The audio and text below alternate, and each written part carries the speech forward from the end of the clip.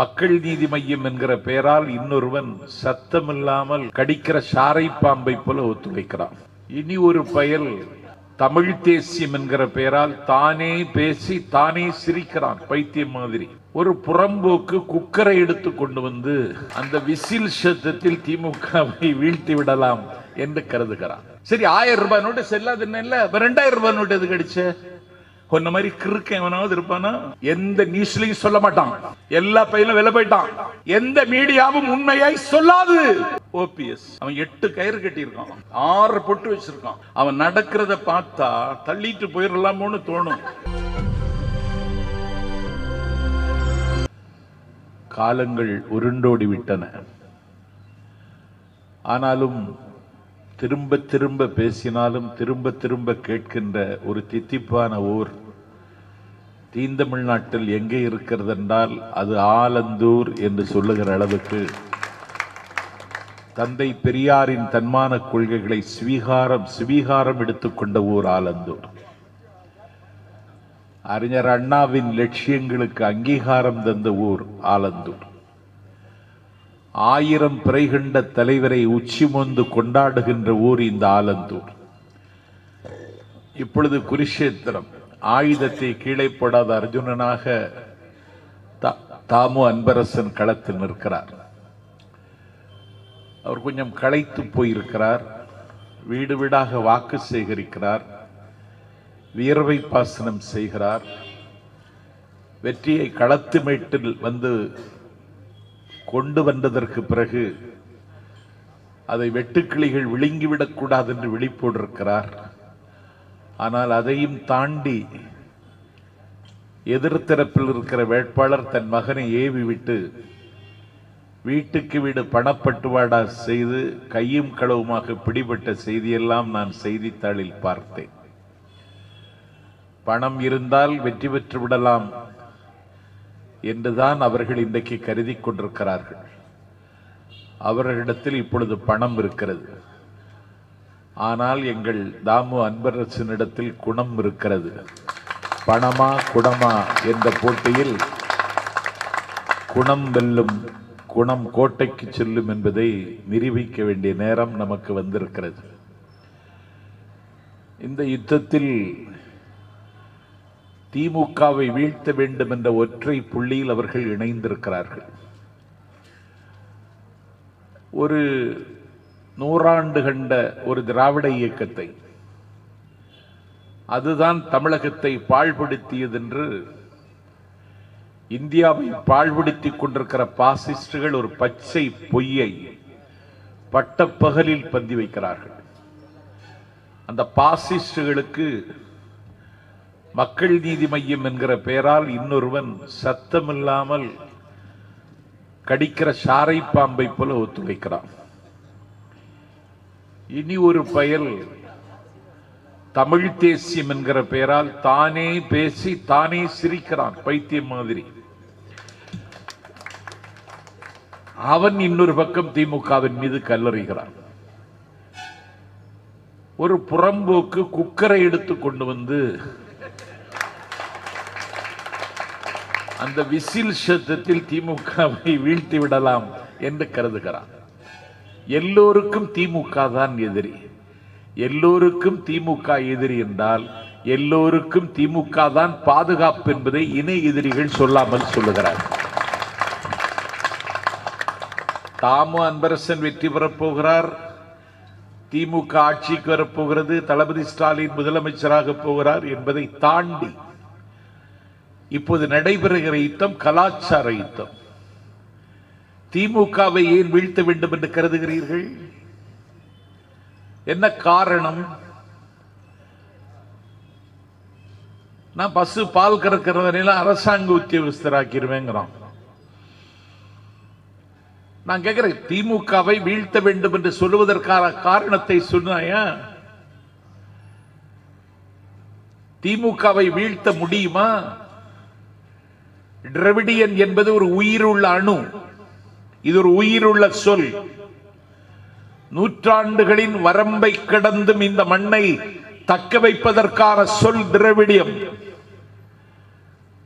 இந்த சொல்லை அகற்றுவதற்கு இன்றைக்கு பாசிஸ்டுகள் முயற்சிக்கிறார்கள். கூலிக்கு குறைக்கிற பயல்கள் எல்லாம் அவர்களிடத்திலே வாங்கி கொண்டு திசைக்கொன்றாக முட்டி மோதுகிறார்கள். திராவிட முன்னேற்ற கழகத்தை வீழ்த்த வேண்டும் என்று ஒற்றை புள்ளியில் இயங்குகிறவர்களுக்கு என்ன நோக்கம்? திமுகவை வீழ்த்த வேண்டும் என்று. நான் கேட்கிறேன், திமுகவை ஏன் வீழ்த்த வேண்டும்? திமுகவை இப்போதுதான் ஆதரிக்க வேண்டும். கடந்த காலத்தில் நீங்கள் திமுகவை கைவிட்டிருந்தால் கூட இப்போது திமுகவை காப்பாற்ற வேண்டும். ஏனென்றால் மோடி என்கிற ஒரு பாசிஸ்ட், இரக்கம் இல்லாத அரக்கன், இதயத்தை கீழே இறக்கி வைத்திருக்கிற ஒரு காட்டுமிராண்டி, ஒரு ஜனநாயக நாட்டில் அதிபர் ஆக வேண்டும் என்ற ஆசையோடு one India, one culture, one language, one card என்று ஒரே சிமிழுக்குள் இந்தியாவை அடைத்து உங்கள் உரிமையை, என் உரிமையை, உங்கள் கனவை, என் கனவை, உங்கள் பண்பாட்டை, என் பண்பாட்டை பாடையில் வைத்து ஒரு கலாச்சார பாசிசத்தை நிலைநிறுத்த துடிக்கிறார்கள். இதைத்தான் ஹிட்லர் அன்றைக்கு ஜெர்மனியில் செய்தான். இதைத்தான் அன்றைக்கு முசோலினி இத்தாலியில் செய்தான். இத்தாலியில் முசோலினி செய்ததற்கு பெயர் நாசிசம். ஹிட்லர் ஜெர்மனியில் செய்ததற்கு பெயர் பாசிசம். ஐ ஆம் த மைட்டி ஸ்டேட், நானே அரசு, நானே எல்லாம். All the judges R my advocates, எல்லா நீதிபதிகளும் என் வழக்கறிஞர்கள் என்று சொல்லி ஆஷன் வைசியம் திறந்தவெளி சிறைச்சாலையில் 40 லட்சம் யூதர்களை விஷவாயு கொடுத்து கொன்றவன் ஹிட்லர். ஹிட்லரின் இன்னொரு உருவம் நரேந்திர மோடி. அந்த ஹிட்லர் எப்படி செத்தான்? கடைசி காலத்தில் காதல் மனைவியை கட்டி அணைத்துக் கொண்டு தற்கொலை செய்தான். நான் நாடாளும் பிரதமருக்கு ஆலந்தூரில் இருந்து சொல்லுவேன், ஹிட்லருக்காவது ஒரு மனைவி இருந்தார், நீ அதுவும் இல்லாதவன். காலம் கறங்குவோர் சுழன்று, காலம் இப்படியே இருக்காது. சேலத்தில் நேற்று முன்தினம் திராவிட முன்னேற்ற கழகத்தின் தலைவர் அண்ணன் ஸ்டாலினும் இந்திய தேசிய காங்கிரஸ் கட்சியின் தலைவர் மதிப்பிற்குரிய ராகுல் காந்தியும் ஒரே மேடையில் பேசுகிற பொழுது அண்ணன் ஸ்டாலின் சொன்னார், 37% வாக்குகளை பெற்றவர் இந்தியாவின் அதிகாரத்தை கைப்பற்றி இந்தியாவை சூறையாடுகிறார். 63% மக்கள் அவரை அங்கீகரிக்கவில்லை. இந்த 63% மக்களை ஒருங்கிணைக்கின்ற கடமைக்கு காங்கிரஸ் கட்சியின் தலைவர் ராகுல் காந்தி முகம் தர வேண்டும் என்று அண்ணன் ஸ்டாலின் காலமறிந்து ஒரு செய்தி அங்கு பதிவு செய்தார். ராகுல் காந்தி இன்னும் அதிசயமாக இருந்தது அவர் பேச்சு. எனக்கு இந்தியாவை ஒருங்கிணைக்கிற புள்ளி தமிழகம்தான், அதை திராவிட முன்னேற்ற கழகம் மட்டும்தான் செய்ய முடியும் என்றும் அவர் சொன்னார். தளபதியை நாடு ரொம்ப எதிர்பார்க்கிறது. இந்தியாவை இணைக்கிற புள்ளி தமிழகம், அதை செய்ய போவது கழகம். ராகுல் காந்தி சொன்னார். தளபதி இடத்தில் ரொம்ப எதிர்பார்க்கிறார்கள். தமிழ்நாட்டின் முதலமைச்சர் என்பதையும் தாண்டி இந்தியாவிலே பாசிஸ்டுகளுக்கு வீழ்ச்சி வருமானால் அந்த வீழ்ச்சிக்கு முற்றுப்புள்ளி வைக்கிற ஆற்றல் தளபதிக்கு இருக்கிறது என்று இந்தியா இன்றைக்கு நம்புகிறது. அதனால் தான் உத்தவ் தாக்கரே பிஜேபி கூட்டணியில் இருந்து சிவசேனா கருத்து வேறுபாடு கொண்டு விலகி வந்தவுடனே சரத்பவார் வாரி அணைத்துக் கொண்டார். ராகுல் காந்தி அவரிடத்திலே கைகுலிக்கிறார். நீங்களே ஆளுங்கள், பிஜேபி வேண்டாம் என்று சிவசேனாவின் தலைவர் உத்தவ் தாக்கரே மாவீரன் சிவாஜி உலவிய மண்ணில் இந்தியாவுடைய காமர்ஸ் சிட்டி பாம்பேயில் முதலமைச்சராக பதவியேற்கிற பட்டாபிஷேக விழாவிற்கு தமிழ்நாட்டினுடைய முதலமைச்சருக்கு அழைப்பு வரவில்லை, அண்ணன் ஸ்டாலினுக்கு தான் அழைப்பு வந்தது. அவர்கள் இவனை முதலமைச்சராகவே கருதவில்லை. ஜார்க்கண்டில் ஹேமந்த் சரண் அவர் முதலமைச்சராக பொறுப்பேற்கிறார். அவர் அண்ணன் ஸ்டாலினுக்கு கடிதம் எழுதுகிறார். நீங்கள் தலைவர் கலைஞரின் புதல்வர், உங்களை நேரில் வந்து நான் அழைத்திருக்க வேண்டும், நேரத்தின் நெருக்கடி வர முடியவில்லை. இந்த கடிதத்தை நான் வந்ததாக கருதி என்னை வந்து வாழ்த்த வேண்டும் என்று ஜார்க்கண்ட் மலையின் உச்சிக்கு சென்று ஹேமந்த் சரண் பட்டாபிஷேகத்துக்கு சென்று வாழ்த்தினார். சமகால இந்தியாவில் மிகப்பெரிய வெற்றிகளை ஒருவன் குவிக்கின்றான், ஜெகன்மோகன் ரெட்டி. அவன் பட்டாபிஷேகம், அவன் முதலமைச்சராக பொறுப்பேற்கிறார். அவரும் எடப்பாடியை கண்டுகொள்ளவில்லை. அண்ணன் ஸ்டாலினுக்கு தான் கடிதம் எழுதுகிறார், வாருங்கள் என்னை வாழ்த்துங்கள். தளபதி அங்கே போகிறார். ஒரு புதிய மாநிலம் தெலுங்கானா, ஒரு புதிய நகரம் அமராவதி. எனக்கு பட்டாபிஷேகம் சந்திரசேகர் ராவ், அண்ணன் திமுகவின் தலைவருக்குத்தான் அழைப்பு விடுத்த தலைவர் போய் கலந்து கொள்கிறார். அவர்கள் இவர் தளபதியைத்தான் முதலமைச்சராக இன்னும் நினைக்கிறார்கள், இவனை முதலமைச்சராகவே கருதவில்லை. நான் கேட்கிறேன், அப்படி என்றால் இந்தியா அவரிடத்தில் ரொம்ப எதிர்பார்க்கிறது. இது ஒரு முக்கியமான காலகட்டம். 6 தேர்தல் முடிஞ்சிடும், மே 2 தேர்தல் முடிவு வந்துடும், 3ஆம் தேதி நமக்கு பட்டாபிஷேகம் நடந்துடும். அதை தாண்டி நாம் சிந்திக்க கடமைப்பட்டிருக்கிறோம். உனக்கு ஆட்சி எதுக்கு? இயற்றல், ஈட்டல், காத்தல், காத்த வகுத்தல். ஏற்றினாயா? நவம்பர் திங்கள் 8 நான் கரூரில் பேருந்து நிலையத்தில் நிற்கிறேன். இரவு 8 மணிக்கு 1000 ரூபாய் செல்லாது, 500 ரூபாய் செல்லாது. இந்தியாவின் அட்வொகேட் ஜெனரல் அருண்ஜேட்லி, அவனை போல அழகான ஆங்கிலம் பேசுகிறவனை நான் இந்தியாவில் பார்த்ததில்லை. பிஜேபி கட்சிக்கு கிடைத்திருக்கிற ஒரு காமதேனு மிஸ்டர் அருண்ஜேட்லி, இந்தியாவினுடைய பினான்ஸ் மினிஸ்டர். அவனுக்கே தெரியாமல் விலேச்சத்தனமாக வந்து 1000 ரூபாய் செல்லாது, 500 ரூபாய் செல்லாது என்று அறிவிக்கிறார். நாடு முழுக்க மக்கள் நாதியற்றவர்களானார்கள். ஓட்டுரிமை அளிப்பதற்கு விரலில் புள்ளி வைப்பதை போல வங்கியில் கிடக்கிற ரூபாய் 100 ரூபாய் எடுப்பதற்கு விரலில் புள்ளி வைத்தார்கள். வங்கியின் வாசலில் நீண்ட தொலைவில் நின்றார்கள். கிட்னி பழுதாகி போய் டயாலிசிஸ் செய்வதற்கு 3000 ரூபாய் வேண்டும் என்பதற்காக ஒருவன் 3 நாள் வங்கியின் வாசலில் காத்து கிடந்தான். டெமானிசேஷன் என்கிற பணமதிப்பு இழப்பு நடவடிக்கையால் இந்தியாவின் பொருளாதாரம் தரைமட்டமானது மட்டுமல்ல, என் பெருமைக்குரியவர்களே, 22 பேர் இறந்தார்கள். கள்ளச்சந்தையை ஒழித்தாயா? கருப்பு பணத்தை முடிவுக்கு கொண்டு வந்தாயா? அதிமுக எம்எல்ஏ சந்திரசேகரனுடைய டிரைவரின் வக்கோல் போரில் 1 கோடி ரூபாய், 1 கோடி டிரைவருக்கு. தமிழ்நாட்டின் தொழில்துறை அமைச்சர் MC சம்பத், அவருடைய சம்பந்தியின் வீட்டிலே 14 கோடி. என்னடா ஊழலுக்கு எதிரான இயக்கம் என்று சொல்லுகிற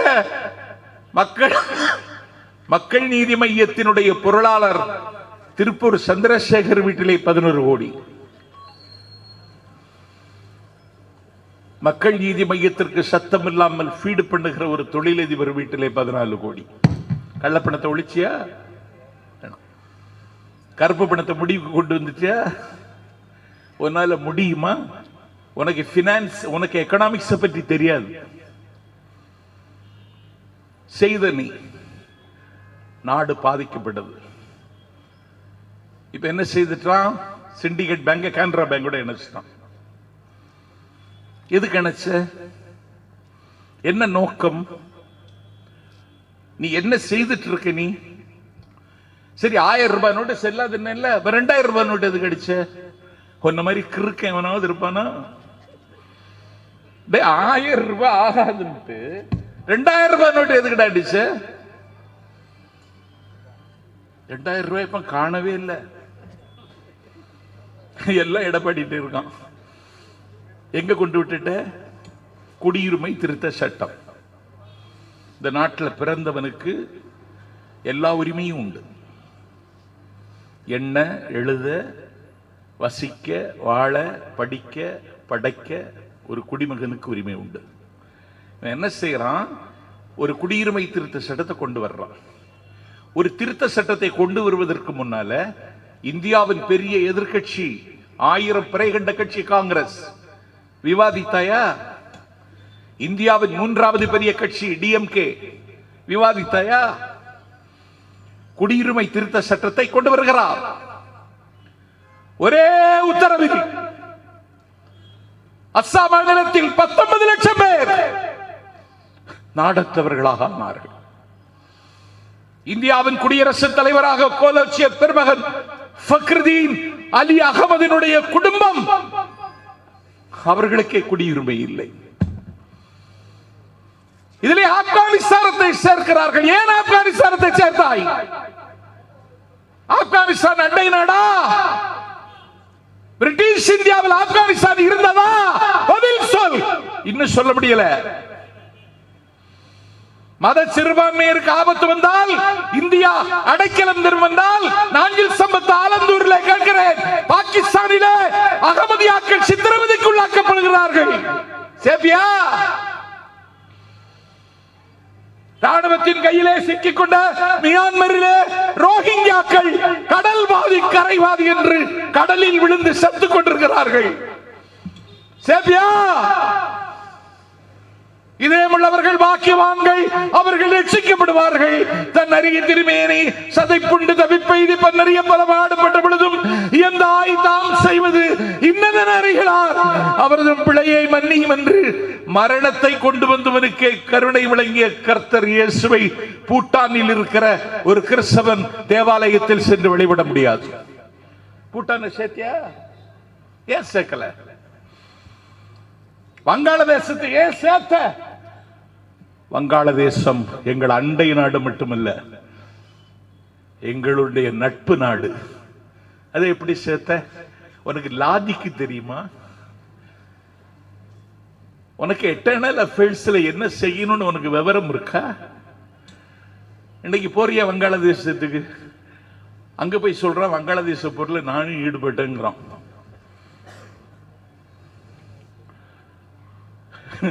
14 பேர் செத்துட்டாங்க. இவன் அங்க வரக்கூடாதுன்னு சொல்லி 14 பேர் செத்துட்டாங்க. எந்த பேப்பர்லயும் வராது,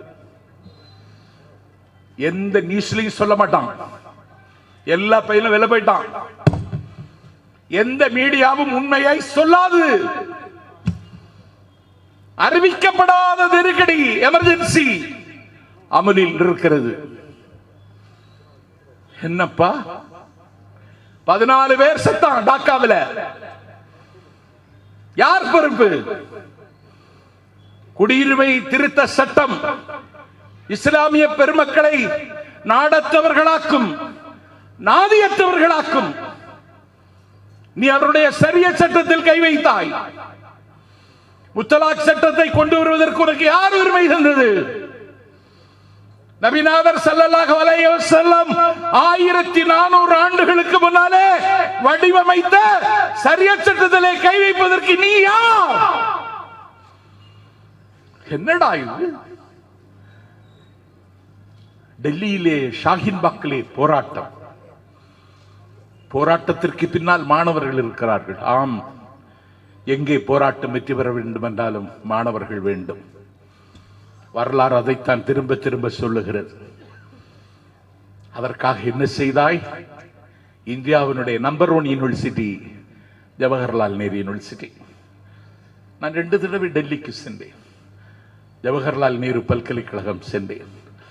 ஐயோ, இந்த பல்கலைக்கழகத்தில் ஒரு மாணவனாக படிக்கிற வாய்ப்பு எனக்கு கிடைக்கவில்லை என்று ஏங்கினேன். அந்த ஜவஹர்லால் நேரு என்கிற இந்தியாவின் தலை சிறந்த பல்கலைக்கழகத்தில் நடுநிசையில் நள்ளிரவில் நந்தவனத்துக்குள் நாய் நுழைந்தது மாதிரி, கரும்பு கொல்லைக்குள் காட்டெருமை நுழைந்தது மாதிரி, குத்திட்டிகளுடன் குண்டாந்தடிகளுடன் குழல் விளக்குகளுடன் RSS அடியாட்கள் பல்கலைக்கழகத்துக்குள்ளே துணைவேந்தர் ஒத்துழைப்போடு நுழைந்து இஸ்லாமான மாணவர்களை அடையாளம் கண்டு பல்கலைக்கழகத்துக்குள்ளேயே வெட்டி எறிந்தார்கள். நான் கேட்கிறேன், இது நாடா?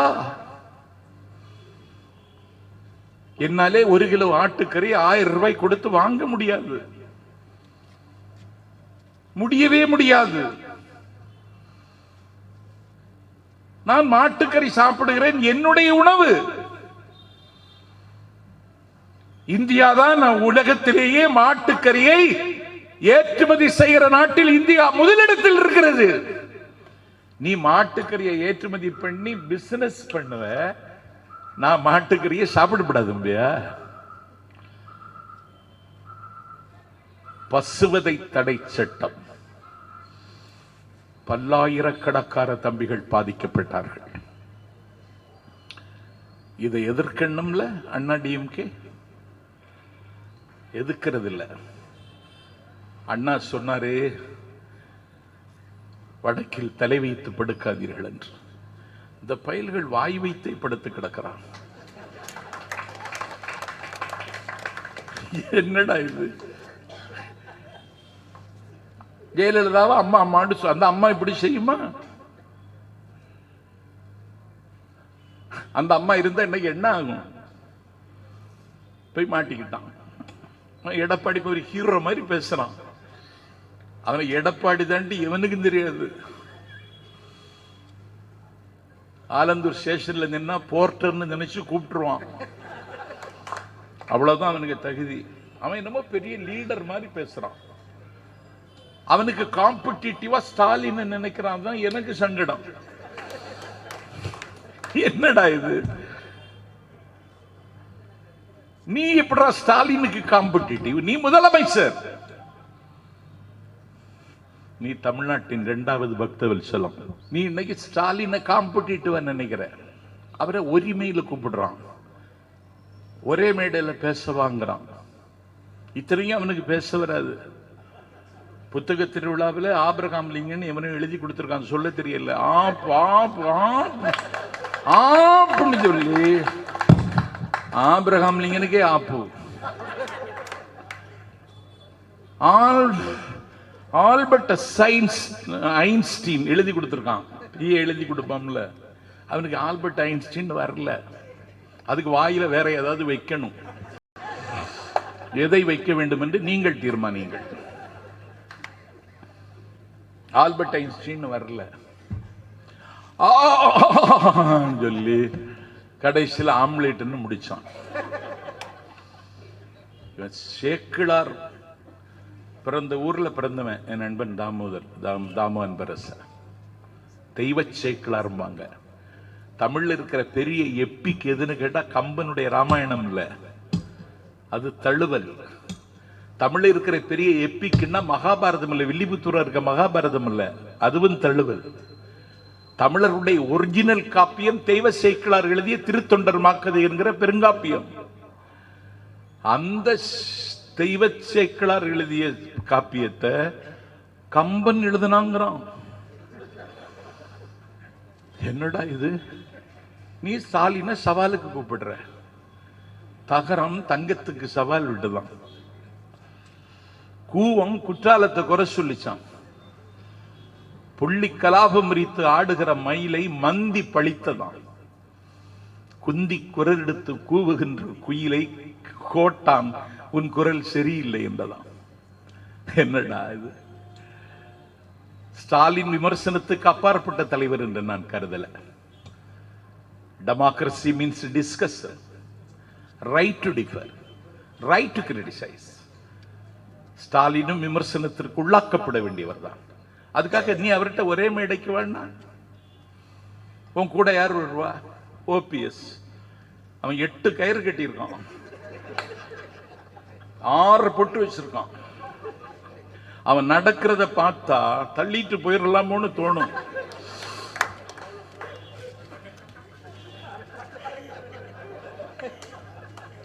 இந்த பயிரெல்லாம் சவால் விடுறான். அதான் சங்கடமா இருக்கு. என்னடா இது? நீ கவர்மெண்ட் எங்க கொண்டு வச்சிருக்க? 5,70,000 கோடி கடன். எவ்வளவு? 5,70,000 கோடி. வட்டி எவ்வளவு தெரியுமா? வருடம் ஒன்றுக்கு 33,000 கோடி.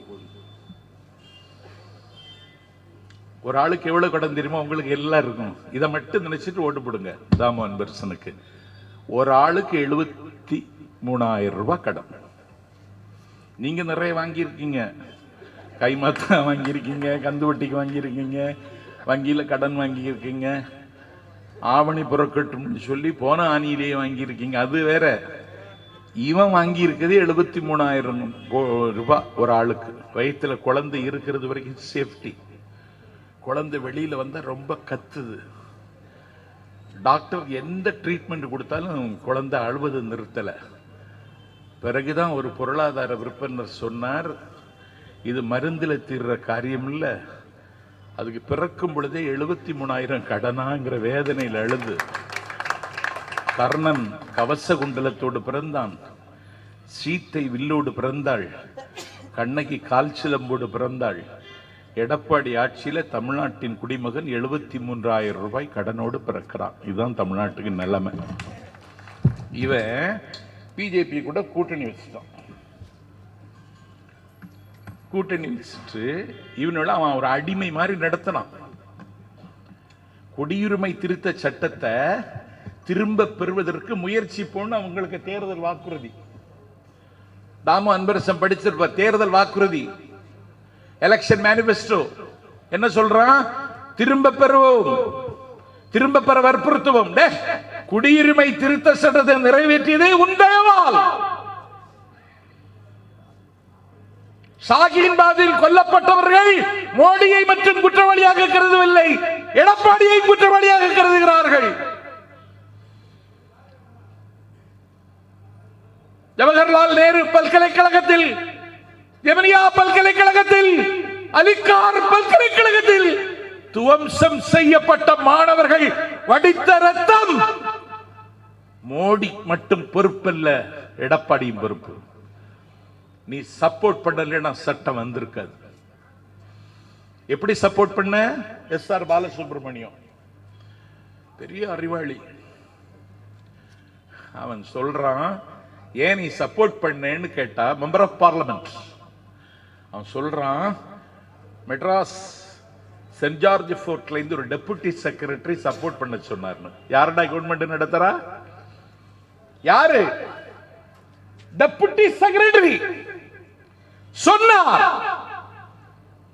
நான் ஆதரித்து ஓட்டு போட்டேன். 18 ஓட்டு போட்டீங்க. என்னடா நாடு இது? இப்போ விவசாயிகள், இவன் பெரிய விவசாயியாம். யாரு? எடப்பாடி. டிராக்டர் ஓட்டுவானோ. நாங்க ஒண்ணு வாங்கி வச்சிருக்கோம், ஓட்ட வேண்டியது வரும் 6ஆம் தேதிக்கு பிறகு. நீ தான் ஓட்டணும். அத நான் கேட்கிறேன், வேளாண் மசோதாவை படிச்சு பத்தியா? சட்டமன்ற உறுப்பினர் குணாலம் எல்லாருக்கும் தெரியும். நம்ம இங்க இருக்கிற சர்க்கரை ஆலையில கரும்பை கொடுத்தாலே ரூபாய் வராது. ரூபாய் வராது. கள்ளக்குறிச்சியில, சங்கராபுரத்துல, மூங்கில் துறைப்பட்டுல, விழுப்புரத்துல, திருக்கோவிலூர்ல சர்க்கரை ஆலையில கரும்பை கொடுத்துக்கிட்டு ரூபா வாங்காம கஷ்டத்துல கிடக்காம விவசாயி. நம்ம ஊர் முதலாளிகிட்டே வாங்க முடியாது, அதானிட்ட எப்படி வாங்குறது?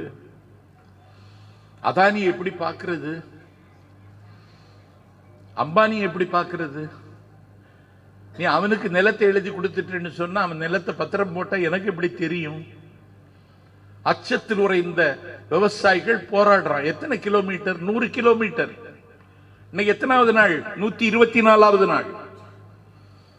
எத்தனை டிராக்டர்? 98,000 டிராக்டர். டெல்லியில விவசாயிகள் ஊடுருவ போறான்னு சொன்ன உடனே டெல்லி சாலையில் 17 அடி பள்ளத்தை தோண்டினார்கள்.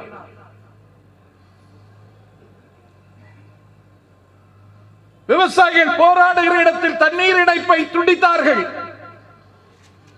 என் பெருமைக்குரிய வாக்காளர்களே, மின் இணைப்பையும் துண்டித்தார்கள்.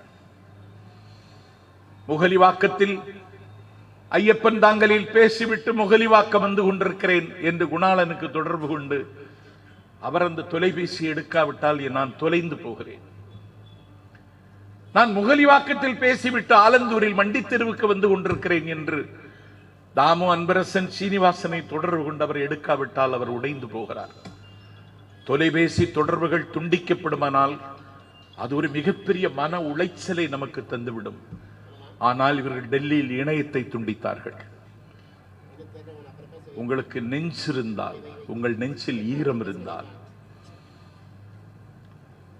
உங்களுக்கு மனம் இருந்தால், உங்கள் மனதில் மனசாட்சி இருந்தால், உங்களுக்கு கண்கள் இருந்தால், உங்கள் கண்களில் கவலை இருந்தால், அடுத்தவன் வடிக்கிற துன்பம் கண்டு கண்ணீர் வடிக்கிற கண்களாக உங்கள் கண்கள் இருக்குமானால், நாஞ்சில் சம்பத் கேட்கிறேன், 124வது நாளாக போராட்டம். இதுவரைக்கும் 284 விவசாயிகள் செத்து விட்டார்கள். உளவாறு உலகத்தாருக்கு ஆணி அடிக்கிறான் ரோட்ல, அவன் கால் வைக்கப்படாது. 284 பேர் செத்து போனார்கள். 284 பேர் செத்து போனதற்கு மோடி மட்டும் பொறுப்பல்ல.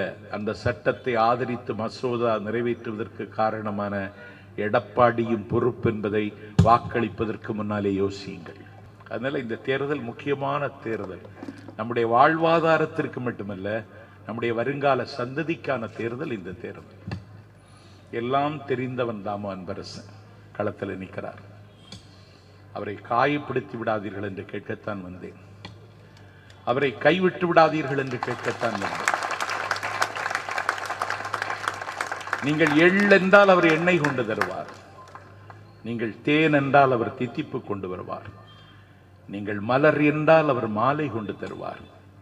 நீங்கள் வெட்டி வா என்றால் அவர் கட்டி வருவார். உங்கள் துயரங்களுக்கு ஆறுதலை தருவார். உங்கள் துன்பங்களுக்கு விடுதலையை தருவார். உங்கள் கனவுகளுக்கு நம்பிக்கையை தருவார். நீங்கள் சிந்திக்க வேண்டும் என்று விரும்பினால் வானத்திடமிருந்து இதயத்தை வரவழைத்து தருவார். நீங்கள் பார்க்க வேண்டும் என்று விரும்பினால் சூரியனிடமிருந்து ஒளியை பெற்று தருவார். நீங்கள் பறக்க வேண்டும் என்று விரும்பினால் புறாவிடமிருந்து இறக்கை பெற்று தருவார்.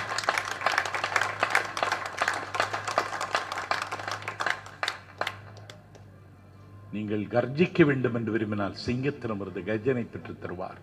பொது வாழ்வில் அப்பழுக்கற்று இடையறாதும் தடையறாதும் இயங்கிய ஒரு கர்மயோகி. இந்த தொகுதியினுடைய சுக துக்கங்களை இவனே தீர்மானிப்பான் என்று நம்பி தளபதி களத்தில் நிறுத்தி இருக்கிறார்.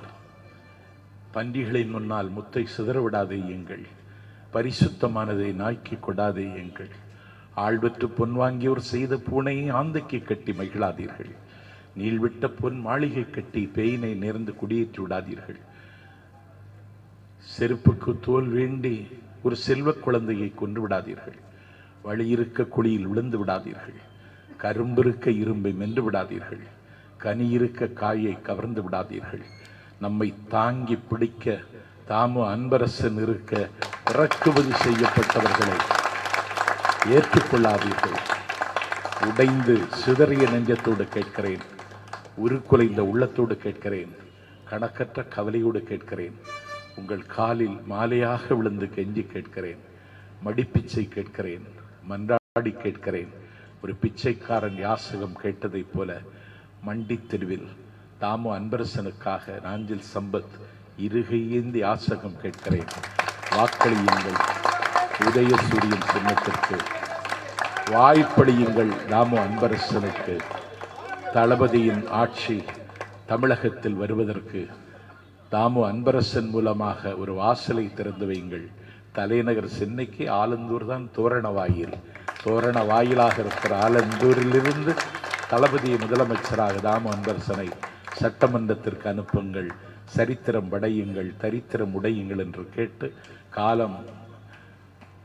காலம் அனுமதித்த காலம் முடிவதால் என் கோலம் முடிகிறது. வெற்றி விழாவில் சந்திக்கிறேன். விடிய விடிய பேசுகிறேன். நன்றி.